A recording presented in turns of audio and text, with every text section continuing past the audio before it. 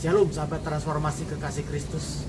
Di dalam Yohanes 11 ayat 25 dan 26 firman Tuhan berkata demikian. Jawab Yesus, akulah kebangkitan dan hidup. Barang siapa percaya kepadaku, ia akan hidup walaupun ia sudah mati. Dan setiap orang yang hidup dan yang percaya kepadaku tidak akan mati selama-lamanya. Percayakah engkau akan hal ini? Saudara yang dikasih Tuhan, bagi sebagian besar orang Kristen, Hari Raya Paskah merupakan hari raya keagamaan yang harus diperingati setiap tahun. Namun di balik peringatan hari raya itu, sesungguhnya ada makna profetik yang hendak Tuhan sampaikan kepada umatnya di masing-masing zaman. Termasuk saudara dan saya yang saat ini kita hidup di penghujung akhir zaman ini. Karena itu melalui kesempatan yang baik ini, Tuhan memberikan kita kesempatan untuk memahami dan mengalami kuasa di balik peristiwa kebangkitan Kristus ini. Kuasa inilah yang memberikan kepada kita kekuatan, pengharapan, dan iman yang kita butuhkan di hari-hari penantian yang sangat menentukan ini. Diharapkan agar Paskah kali ini bisa menjadikan satu momentum yang berharga bagi setiap kita semua untuk bisa bangkit dari keterpurukan, dari ketidakperkenanan, dari ketidakberdayaan, dari segala kemunduran rohani kita selama ini. Dan kiranya momentum Paskah ini bisa menjadi suatu kegerakan di dalam diri setiap kita untuk bangkit dari hidup kekristenan yang biasa-biasa saja, menjadi Kristen yang sungguh-sungguh berkenan dan bahkan sempurna di dalam Kristus. Karena itu, mari sahabat transformasi kekasih Kristus, kita simak makna dan pengharapan Paskah bagi saudara dan saya yang hidup di penghujung akhir zaman ini. Dalam kesempatan ini saya ingin menyampaikan ini sebagai satu singkatan. Paskah, P-A-S-K-A-H. P itu berbicara mengenai percaya Roh Kudus satu-satunya yang telah membangkitkan Yesus dari antara orang mati. Dalam Roma 8 ayat yang ke-11. Percaya bahwa kalau Roh Kudus yang telah membangkitkan Yesus dari antara orang mati diam di dalam kita, maka Roh Kudus yang sama akan membangkitkan kita dari kematian manusia lama kita, sehingga kita bisa hidup baru sepenuhnya sebagai manusia baru di dalam Kristus. Dan Roh yang membangkitkan Yesus di antara orang mati 2000 tahun yang lalu juga akan memberikan kepada kita pengharapan dan kepastian iman yang menyelamatkan kita, sehingga kita bisa dimeteraikan menjadi milik Kristus. Tanpa iman tidak mungkin kita bisa hidup berkenan kepada Tuhan. Tanpa iman kita tidak mungkin bisa memperoleh kasih karunia untuk diselamatkan. Dalam Roma 5 yang kedua, firman Tuhan katakan, oleh Dia kita juga beroleh jalan masuk oleh iman kepada kasih karunia ini. Di dalam kasih karunia ini kita berdiri dan kita bermegah dalam pengharapan akan menerima kemuliaan Allah. Bahkan dalam 2 Korintus 5 yang kelima dikatakan bahwa Roh Kudus adalah jaminan segala sesuatu yang telah Tuhan sediakan bagi kita. Bayangkan kalau kita tidak ada kebangkitan Kristus, kita tidak mungkin bisa memiliki iman yang membawa kita untuk bisa kembali kepada kasih karunia dan memperoleh anugerah keselamatan. Tanpa Roh Kudus kita tidak mungkin bisa mengalami penggenapan janji Tuhan. Karena di dalam Efesus 5 yang ke-18 dikatakan, Tuhan mengingatkan kepada kita, hendaklah kita penuh dengan Roh Kudus. Ketika kita dipenuhi Roh Kudus, kita akan dimungkinkan hidup oleh Roh dan dipimpin oleh Roh. Inilah yang akan menjadikan jati diri kita sebagai anak-anak Allah. Yang kedua, itu mengingatkan bahwa kita ada anak Allah yang tunggal, yaitu Yesus Kristus, diutus Bapa ke dunia supaya kita bisa beroleh hidup yang kekal, sebagaimana tertulis dalam Yohanes 3 ayat 16. Anak Allah yang tunggal, yaitu Yesus Kristus yang diutus Allah Bapa ke dunia inilah yang akan melayakkan kita menjadi tidak binasa, melainkan kita bisa beroleh hidup yang kekal. Kebangkitan Kristus merupakan bukti bahwa Yesus adalah anak Allah.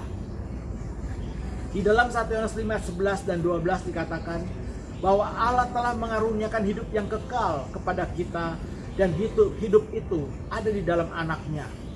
Barang siapa memiliki anak, ia memiliki hidup. Barang siapa tidak memiliki anak, ia tidak memiliki hidup. Lalu kalau kita lihat di dalam ayat yang ke-20 dikatakan, akan tetapi kita tahu bahwa anak Allah telah datang dan telah mengaruniakan pengertian kepada kita, supaya kita mengenal yang benar dan kita ada di dalam yang benar, di dalam anaknya Yesus Kristus. Dia adalah Allah yang benar dan hidup yang kekal.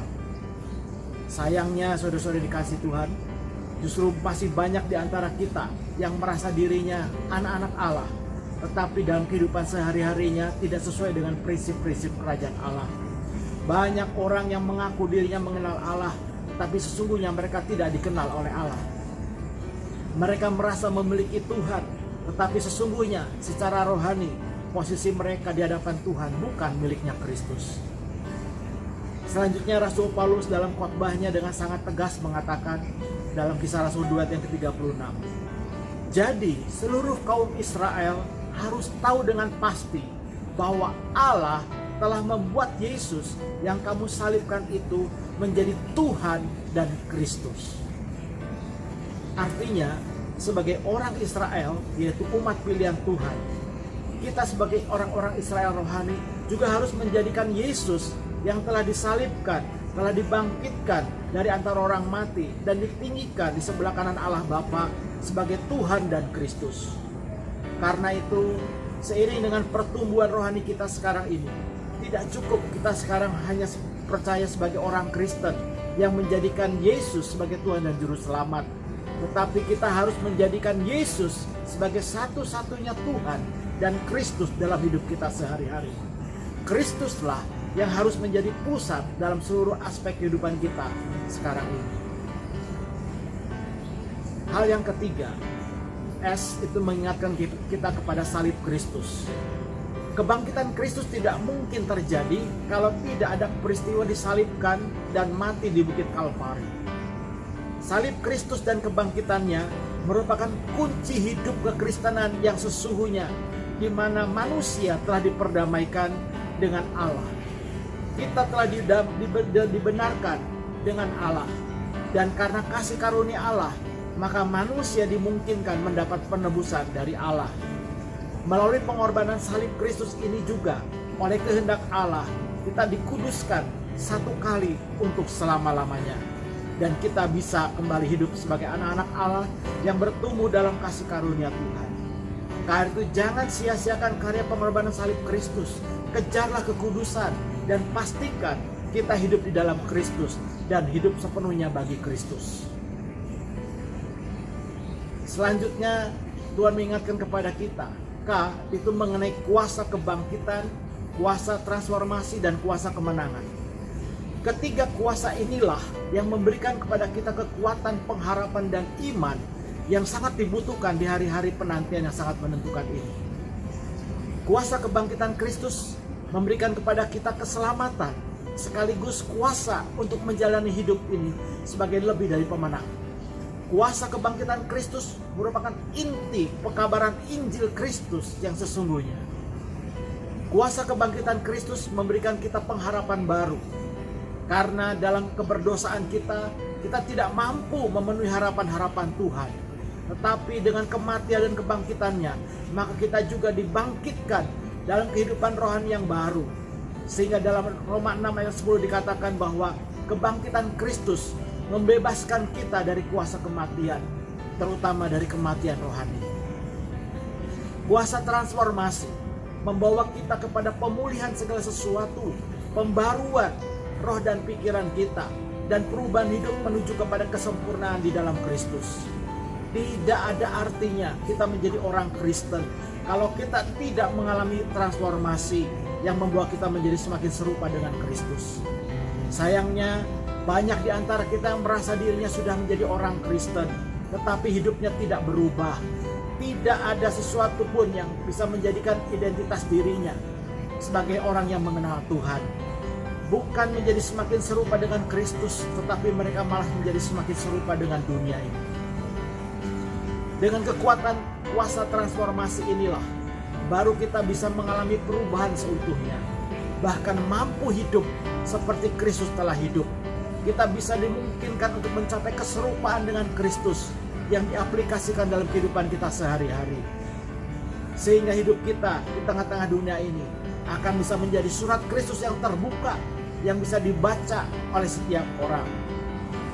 Dengan demikian, keberadaan kita akan menjadi berkat dan saksi puji-pujian bagi kemuliaan Tuhan Kristus, dan menjadi berkat bagi banyak jiwa yang bisa dimenangkan bagi Kristus. Kuasa kemenangan inilah yang memampukan kita juga untuk bisa menang atas dosa, menang atas segala rintangan, tantangan dan penderitaan yang harus kita hadapi dalam mengikut Yesus. Kuasa kemenangan inilah yang memberikan kepada kita kekuatan iman untuk kita bisa mengalahkan dunia, mengalahkan segala keinginan daging kita, mengalahkan iblis, dan menang atas segala kutuk kematian, sehingga kita bisa hidup sebagai lebih dari pemenang. Saudara-saudara yang dikasih Tuhan, hal berikutnya yang Tuhan ingatkan kepada kita itu mengenai anugerahnya yang tidak terbatas. Anugerahnya tidak terbatas. Ini akan memampukan kita untuk bisa bertumbuh dalam kasih karunia dan pengenalan akan Tuhan yang benar. Sebagaimana terus dalam 2 Petrus 3 ayat ke-18. Kasih karunia dan pengenalan akan Tuhan merupakan kunci utama untuk kita bisa hidup di dalam kehidupan yang kekal. Dan yang terakhir, sahabat transformasi kekasih Kristus, itu bicara mengenai harapan baru untuk memperoleh hidup yang kekal. Kristus bukan hanya mati, tetapi ia bangkit, dan itu membuktikan dia telah menang, mengalahkan kuasa dosa, iblis dan maut, serta memberikan keselamatan dan pengharapan kepastian iman di dalam Kristus. Hanya ada dalam Kristus sajalah ada kebenaran, ada jalan, dan ada hidup. Dan di luar Kristus mutlak tidak ada jalan keselamatan. Di dalam 2 Korintus 1 ayat yang ke-20 dikatakan, sebab Kristus adalah ya bagi semua janji Allah. Itulah sebabnya oleh Dia kita mengatakan amin untuk memuliakan Allah. Sebab Dia yang telah meneguhkan kami bersama-sama dengan kamu di dalam Kristus adalah Allah yang telah mengurapi, memeteraikan tanda miliknya atas kita, dan yang memberikan Roh Kudus di dalam hati kita sebagai jaminan dari semua yang telah disediakan untuk kita. Kristus yang telah bangkit menjamin keselamatan kita seutuhnya, sehingga karena kasih karunia oleh iman kita memperoleh hidup yang kekal di surga yang mulia. Tuhan telah memilih dan menetapkan saudara dan saya menjadi saksi kebangkitannya. Bahkan Tuhan sudah mengirimkan kepada kita apa yang telah dijanjikan Bapa, yaitu ketika kita telah diurapi Roh Kudus dan diperlengkapi dengan kekuatan dan kuasa dari surga. Terlebih saat sekarang ini, di mana kita sekarang ada di masa-masa penentuan ilahi dan masa-masa penggenapan janji Tuhan. Kita saat ini ada di hari-hari yang masa-masa perkenanan Tuhan dan hari-hari penyelamatan terakhir. Karena itu saudara-saudara yang dikasih Tuhan Kristus, tidak ada alasan bagi kita untuk tidak belajar dari seorang yang namanya Maria Magdalena. Dia adalah orang pertama dan wanita pertama yang mampu meresponi panggilan Tuhan dalam hidupnya untuk menjadi saksi kebangkitan Kristus. Maria Magdalena sudah teruji dan terbukti hatinya sungguh-sungguh percaya akan kuasa Paskah. Bagaimana dengan saudara yang dikasihi Yesus sekarang ini? Selamat Paskah. Kiranya Tuhan Yesus Kristus menyertai dan memberkati kita semua. Amin.